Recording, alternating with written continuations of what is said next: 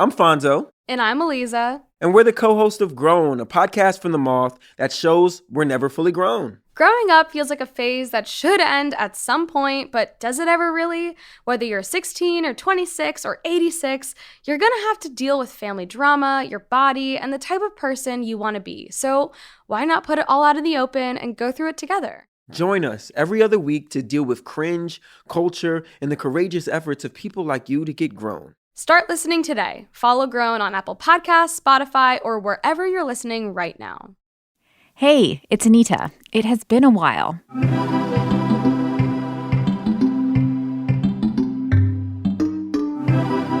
So much has happened since we launched Embodied, and it is all good stuff. I can't say thank you enough to the thousands of you who've decided the conversations on the show are worth subscribing to. If you've told anybody, even just one person, about the podcast, know that your recommendation is invaluable, and I am so grateful. We are already working on what to bring your way for a second season coming soon, and I can't wait to share it with you. But no one likes waiting, so I have something for you in the meantime. We can hang out virtually together on Thursday, December 17th at 7 p.m. We're going to be doing a live podcast taping of Embodied about how the transgender community is responding to incoming President Joe Biden and his pledge to overturn the ban that keeps a majority of trans folks from serving in the military. If we've learned anything on this show over all of our episodes, it's that the personal is almost always political. So why don't you join me for a special night of conversation on December 17th? To sign up, just go to the events tab at WUNC.org, look for Uneven Battlefield, and RSVP. While I have you, I would love to share an amazing story. This one comes from our friends at the podcast The Double Shift. Host Katherine Goldstein and her crew explore working motherhood in fascinating ways and issue unique challenges to the status quo in every single episode. This one that you're going to hear is centered around a transgender man named Ted. After giving birth to 5 children, he's created a life outside the single-family model by raising his kids in co-housing. And just a note that this episode was recorded before the pandemic, when living in close proximity to other people was a lot easier. I'll let Katherine take it from here. Today's episode goes way outside the box of quote-unquote traditional modern American family life. We'll visit a co-housing community and get to know a person named Ted Rao. Ted now identifies as a transgender man and is the parent to 5 children. His story presents a fascinating and nuanced take on gender and motherhood. Just being on the playground, it used to be that presenting female, you had you could just walk up to any other mom and talk. And now that's not an option. Ted arrived in the U.S. from Germany in 2010 after getting a PhD to do 2 years of postdoctoral work in linguistics. At the time, Ted was married to a man and was female presenting. He had given birth to 4 kids, and the youngest was 6 months old. And now we want to take you through some pretty classic challenges and dilemmas he faced as a mother thinking about family life and career.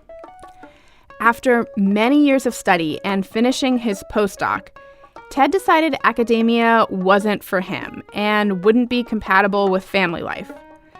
But he and his husband decided they wanted to stay in the U.S. His husband got a work visa, but Ted couldn't get one for quite a while. So Ted, who at the time identified as a mother, stayed at home with the kids. And so you are now at home with 4 kids at the time, and at some point there's a 5th child on the way. Is that correct? Right, because once you're already home, you can as well add another kid. Just keep adding. So you have 4 kids at home, you have 1 on the way, and you start homeschooling them. And homeschooling and 4 kids and being pregnant, that sounds like a very 24/7 kid-centric life. Did you enjoy that? Was that a happy time in your family? Well, it's funny that you asked those 2 questions. Did you enjoy that, and was it a happy time? I think back to it as, the happiest family time that we had. So that's me and the kids. Just because we learned so much together, we explored so much together, and I loved that part of it. I personally was not very happy. So it's some happy, sad memories there. I love the togetherness, the sort of tribal feeling of the six of us, and I was intellectually bored. And homeschooling or parenting in general, and of course that has its value, nothing against it. Yet, if that's the only thing I'm doing, then there's a lot of repetitiveness, right? You get up and there's laundry again, and the kids are hungry again, and they still don't like broccoli. There's just so little forward motion. And I still am reminded sometimes of that time, for example, during summer break or just a weekend. It sounds like I'm complaining about time with the kids, and that's not at all the case. What I'm complaining about is that during the times I spent with kids, nothing else gets done. And that's what I'm mourning. So I'm not complaining about the time I'm spending with kids, because that's typically great.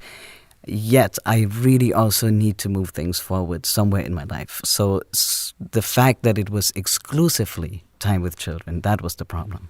Right. That there wasn't outlets for other kinds of projects or creativity or intellectual stimulation. Yes.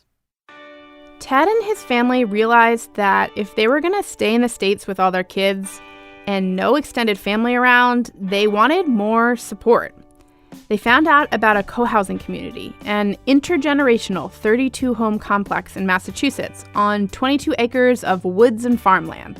Each family has their own private home with, bedrooms and a kitchen, living room. But there's a big common house where residents have meetings and dinners twice a week. There are gardens, a hen house, and playgrounds. The co-housing membership is self-governed, and each adult has to do 6.5 hours of work for the community per month, from planning meetings to doing dishes after the communal meal to yard work. Cars are parked on the outskirts, so it's pedestrian-friendly and safe for kids to roam. Ted and his family took a tour to see if it was for them back in 2012 and fell in love with it. And I remember that my oldest daughter, she must have been 9 at the time. So we pull out of the community as we leave, and she says, "Okay, when are we going to move in?" And she was just voicing exactly what we all were thinking of, like, yeah, I think this is a done deal. We're staying here. This is awesome. What do you remember? What are some specific things that stood out to you in the beginning about why this place was so special and felt right for your family? Kids as young as 4 or 5 can just go roam. And, then often what my younger kids in particular do is they walk around and they chat with this neighbor that's in their garden, then they go there and then they help something really quick here. So there's just so much stimulation and so much... integration with other people's lives. You bump into each other more often. And that's how I want to live, and that's how I want my kids to live. I want to not have to make an effort to be somewhere. The way I was socialized in Germany was you just go out on the streets, right? And I know how many people in this country also grew up that way. But here, that in co-housing, that's actually still true. You just go outside and look who else is outside. You don't have to arrange a play date, which seems such a grown-up-y concept, to arrange a date and then somebody drives you and then you're there and in 1.5 hours you're being picked up. That just seems so cumbersome as a social life. And in co-housing, it all just flows together. You just go outside, there's other people, you chat, you help something. It has just a much more organic flow to it. Do you feel like this community helps the experience of parenting be less isolated? How many yeses can I say here? Yes, and that's an understatement.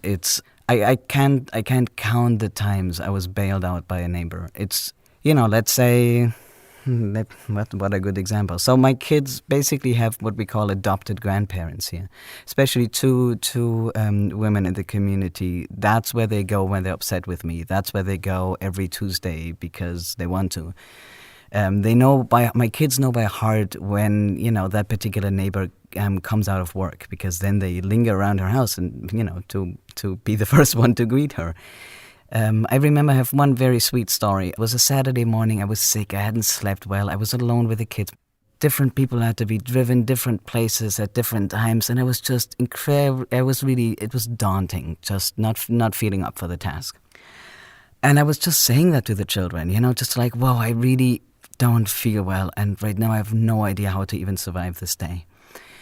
And daughter number 3, she must have been, maybe 10 at that place, said to me, okay, look around you. Where are you? And I said, in co-housing. And then she said, yeah, that means you're not alone. There's people here to help you.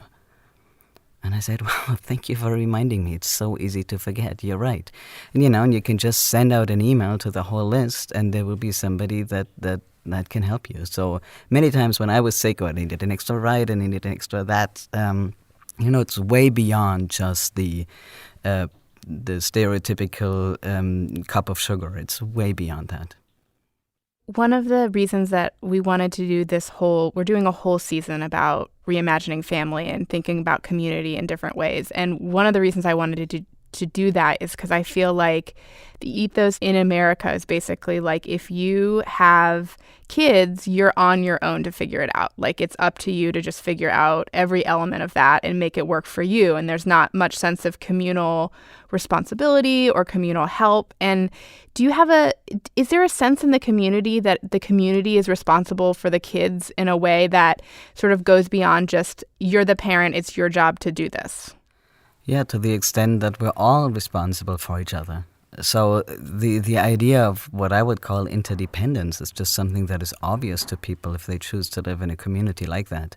We are not on our own, and we don't want to be on our own, and there's no point in proving that you can do it on your own if it's much more fun and easier to do it with others. It's just not buying into that narrative of you have to prove yourself.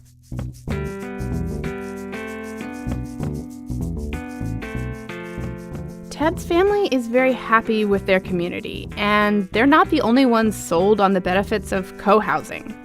The model was created in Denmark back in the 1970s.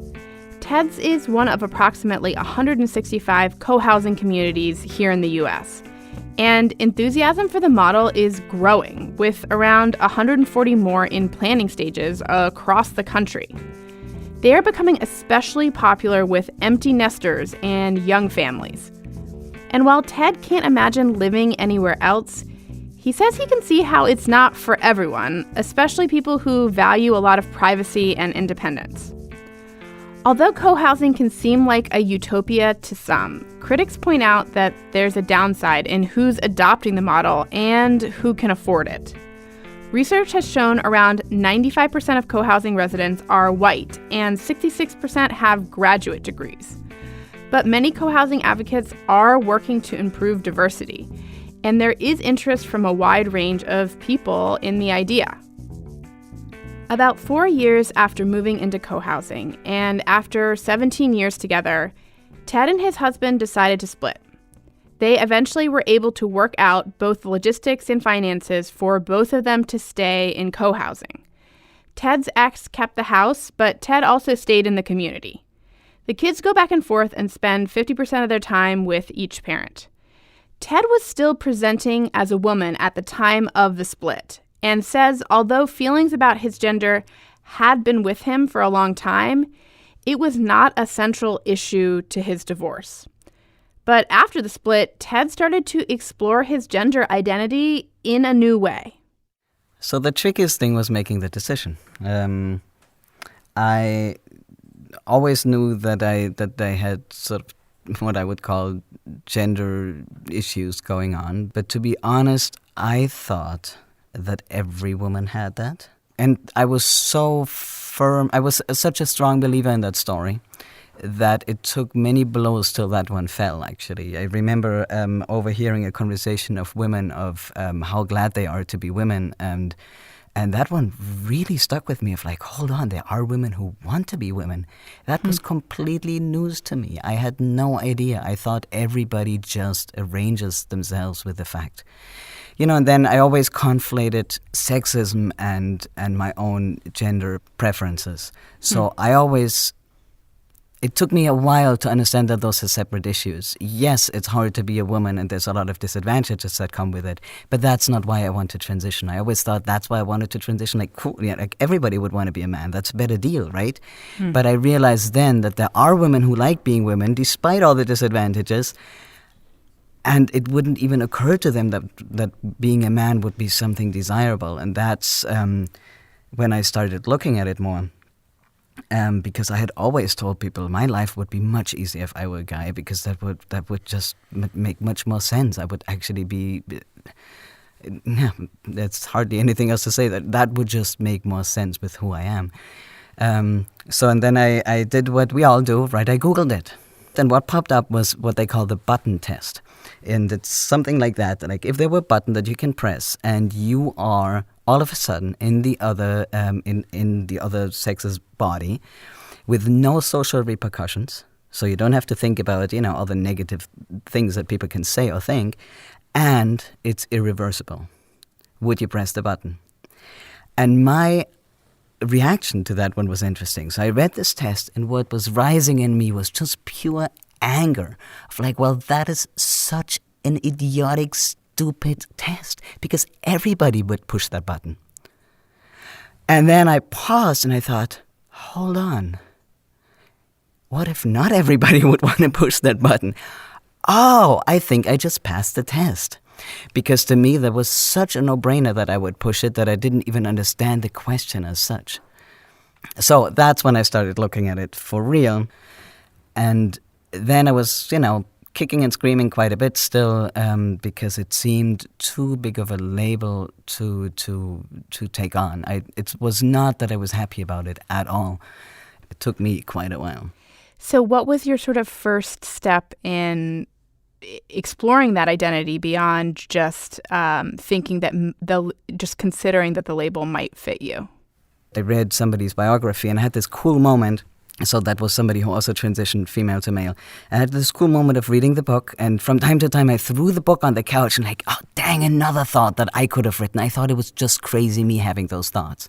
Okay, so a whole book of all the crazy things that I wouldn't never dare to say out loud. Okay, they were all gathered in a book. That was mind-blowing to me. And then I took the book and I looked at it sort of from the bottom to see how far into the book I am. And it was about a third in. And the thought in my mind was, oh, that's where I am right now. The rest is like looking into the future. So then it was clear, okay, I'm going to transition. That's now what I'm going to do. At this point in his story, he's transitioning from presenting as a woman to identifying as a man. He began exploring changing from his birth name to being called Ted, and tried it out on a 3-week trip. Being called my old name felt so absolutely wrong to me after those 3 weeks. It was really easy to get used to my new name. So it was clear, okay, I need to act now because I can't stay in this vague place anymore.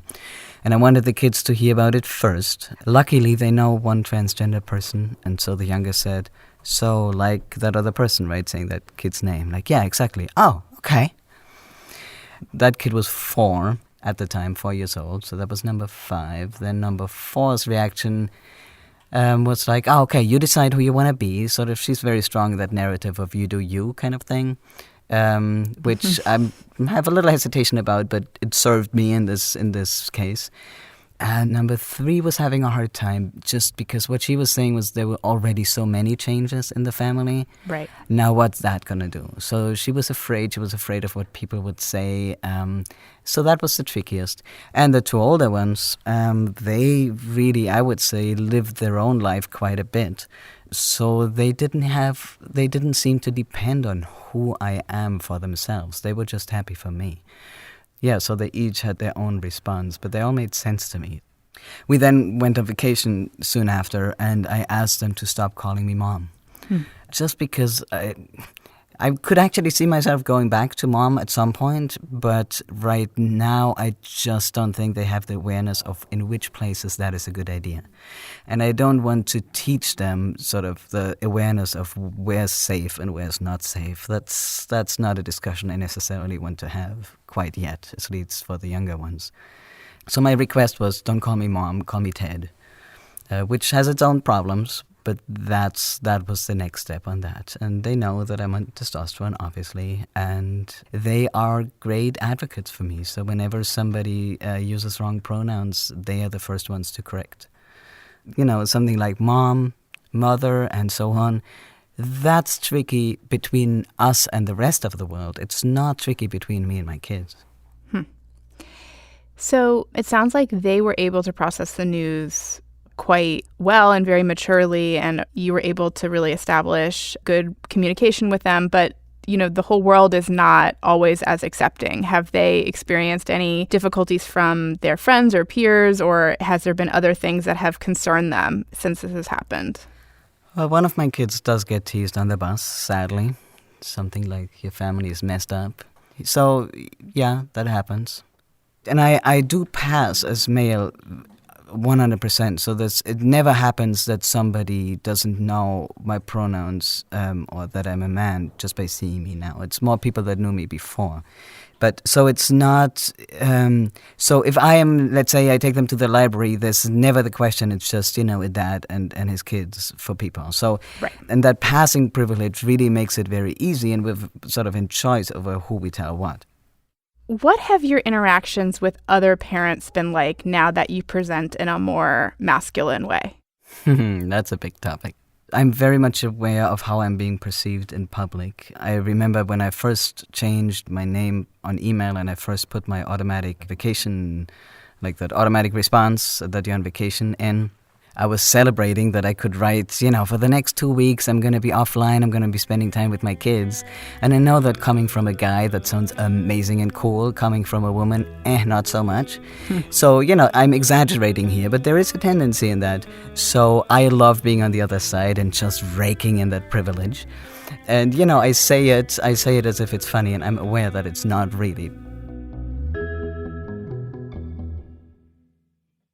So much of parenting and getting through what can be difficult about parenting and building bonds as parents, I think a lot of moms have that sort of seek out and have that sort of mom-to-mom relationship where you feel like you can have friends that you can talk to and trust and be honest with. Has that changed at all for you? Yeah, definitely. And people that don't know me, where typically the mom-to-mom trust was there, that's just gone. Completely gone. And I'm still in shock about how gone it is and how that's something that we don't talk about in society. The suspicion with which men are treated quite a bit. Like, I'm going to give you an example. I was paying at a gas station without kids. Person in front of me, a woman, had a kid with her, and the kid was maybe, 8 or 9. Kid was turned towards me and was just smiling or just looking at me. And, if somebody in front of you smiles at you, you smile back. That you just acknowledge their existence, right? And her mom, I assume her mom, saw her kid smile at somebody, looked over her shoulder, saw me, and then pulled her kid closer to her with her arm. And I thought that was really sad because, it was the first time it was like, whoa, hold on, did you just think I'm dangerous? That's weird. I actually checked with some cis men, is that your experience? Is that what people do? And said, oh yeah, all the time. And that was just new information to me. I had no idea. Or just being on the playground, it used to be that presenting female, you had you could just walk up to any other mom and talk. And now that's not an option because it's always a little suspicious of what does that guy want from us? Is he flirting? Is he dangerous? Where's his kid? I hope he's here with a kid. You can really see them going through all those things. It's so uncomfortable. So and then typically the pattern that I observe is that often, even if there is a dad on the playground, that dad tends to be not as social. So it's very lonely on playgrounds these days. That's something that I did not see coming and that I'm really sad about. Are there expectations or things that you feel freed from doing now that you don't identify as a mom? It does make it a little easier to co-parent, although it was already fairly easy with my ex. I now sometimes have to sort of tell myself, no, I'm not going to pick up the slack now because I don't have that role anymore. It's like, no, we're really equals and I just don't do it. I don't know, there's a lot of, it's still fresh for me. So I spend a lot of time thinking about these things and wondering what is my contribution and what's really real out there in the world. I don't know. It's hard to tell all those apart. What you were just saying, in co-parenting, you occasionally have these moments of thinking, oh, it's not my job to pick up the slack. Has that sense of sort of self-sacrifice, has that changed at all now that you are identifying as a parent and not as a woman parent? I'm really endlessly torn on that because I still have that voice in me that would like to say now, well, but somebody does have to pick up the slack. Just taking the sacrifice out of parenting also doesn't seem to be a complete story, because there is some sacrifice involved, and sometimes doing it with a sacrifice kind of attitude actually helps getting it done. So I guess a fair summary is that I don't really have a good role model of how to parent without the sort of sacrifice mindset or in rebellion to it. I wanted to go back to this question you've noticed when you talked about sort of proudly claiming you're out of office. I'm spending time with my kids. I'm going to claim my privilege in the workplace as someone who appears as a man. Have there been any other changes in how you feel like you're perceived in the workplace now that you're presenting more as a man? Well, I've always been fairly assertive, and it's been held against me. I know that. I actually read a study that assertiveness is held against women quite a bit. So I'm glad that I don't have to fight that one anymore. I've actually backed off more from that assertiveness. It's a little bit like being handed a very powerful weapon and being aware that maybe it's not even a good idea to use it, no matter how much you want it. That's how I perceive male privilege. It's like, okay, I'm aware I have it. I'm aware it's powerful. I'm aware I love it. And how about we tone it down a little? How has your transition made you think differently about how mothers are perceived and treated in society? That's such a big question. Again, I can really only best talk about myself and not so much about, how mothers perceived in society. I don't know. I only see that with my tainted glasses, right? Because what's actually quite a curse is that I, as I said, have heightened awareness around gender dynamics. And I'm going to say something very unpopular, and that is that my awareness is also I'm very sensitive around the many situations in which women perpetuate gender roles quite a bit. For example, yesterday I was waiting at the orthodontist, waiting till my daughter was done, and there was this woman there that had to make a new appointment for her daughter, and she was the whole time complaining about her incompetent husband who, took the daughter to the office but failed to make a new appointment, failed to get the new this and that, and failed to get this. And I was really uncomfortable hearing how she was talking about a grown-up person, just sort of, and the people working at the orthodontist were all women, so I think she was playing on that, let's talk about our incompetent, stupid husbands that don't even know how to parent. So what I'm saying is, I am aware of all of this, or a lot of it more than before, and I don't like what I see on many sides. So, and I know that's not a popular opinion to point out that sexism has its contribution not only from the side of males. So that I consider a curse, that I can see that now. It's sort of all the many ways in which women sometimes play themselves down, and so on. Of course, I also see the other side, what males do. I want to mention that I'm aware of that. But that I saw before too. But now that I've sort of stepped one step away from the world of women, I look at it and that's a really tricky one, and I'm not super comfortable talking about it because I know it's such a hot issue. One question I have is looking back on your own experiences even though it sounds like you had conflicted feelings about your gender identity for many years, you went through many pregnancies and births and had some very sort of defining moments where you occupied a very gendered space, as a pregnant woman and as a mother with a baby and all those sorts of things. Do you think back on some of those experiences and see them differently now? No, and I'm guessing, that is a question I get from time to time, and I'm guessing that I'm going to lose some credibility here.